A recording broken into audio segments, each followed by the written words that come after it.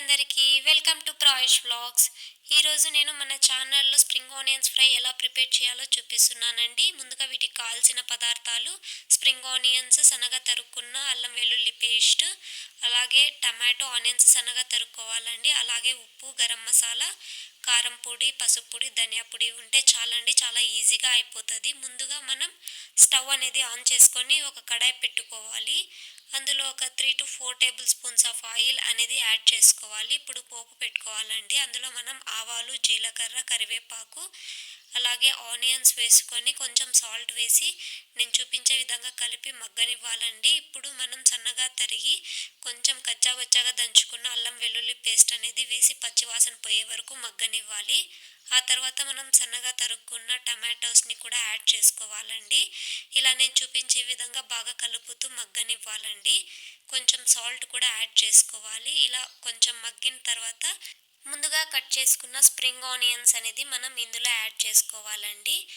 Spring onions అనేది కొంచెం ఎక్కువ క్వాంటిటీలో తీసుకోవాలి. మనం ఎంత తింటామో అంత సరిపడా. నేను ఎక్కువ తీసుకున్నానండి. తక్కువ తీసుకుంటే ఈ కర్రీ అనేది మనకి చాలా తక్కువ అయిపోతుందండి. ఇది మగ్గిన తర్వాత కొంచెం అయిపోతుంది.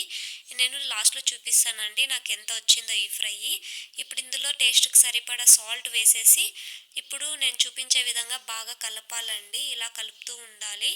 ఫస్ట్ ఇలా బాగా కలిపిన తర్వాత కొద్దిసేపు మగ్గనివ్వాలండి. మగ్గిన తర్వాత మనం ఇప్పుడు చిటికెడు పసుపు, అలాగే ధనియా పొడి, మనం కారం ఎంత తింటామో అంత వేసుకోవాలండి. నేను 2 టేబుల్ స్పూన్స్ యాడ్ చేశాను.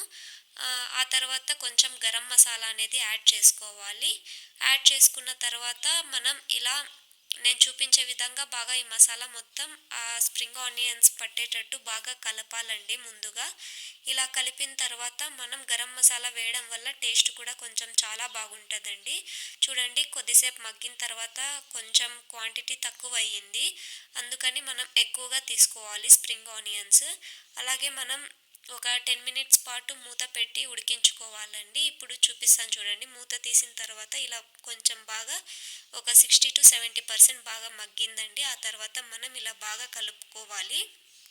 ఇవన్నీ బాగా కలిపిన తర్వాత మనం ఇంకొక 10 మినిట్స్ పాటు మనం ఇది బాగా మగ్గనివ్వాలండి.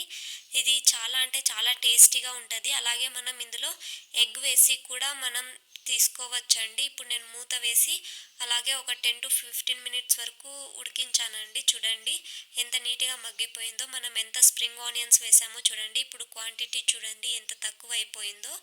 అందుకని మీరు కూడా కొంచెం ఎక్కువే తీసుకోండి.